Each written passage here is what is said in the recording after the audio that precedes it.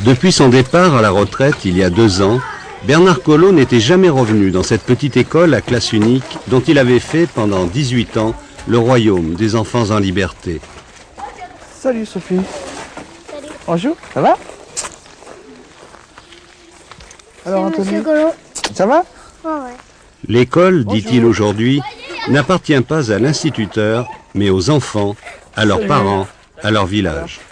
Alors, ça va? Tout belle? Théoriquement, rien n'empêchait Patrick Galland, son successeur, de refuser son héritage et d'imposer aux enfants des pratiques plus orthodoxes.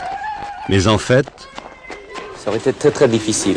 Et pour preuve, moi, ça m'a fait quelque chose quand j'ai lu l'éditorial de l'AJAS, le journal de l'association.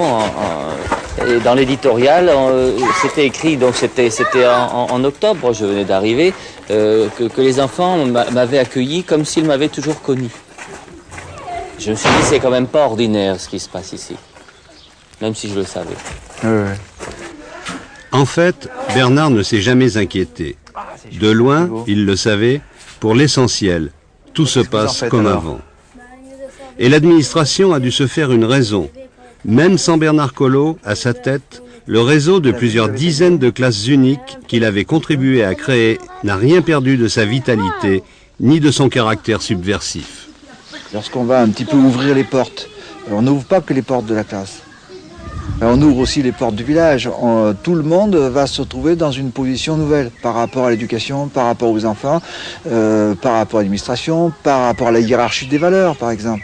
C'est vrai que ça inquiète un inspecteur de voir en somme que des enseignants font des choses d'eux-mêmes qui sont aussi valides que celles que lui pourra proposer.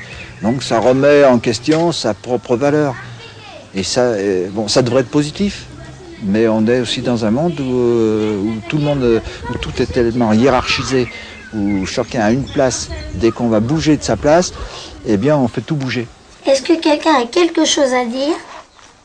Ici, à Moussac, on préfère éviter les belles phrases à la mode sur la citoyenneté.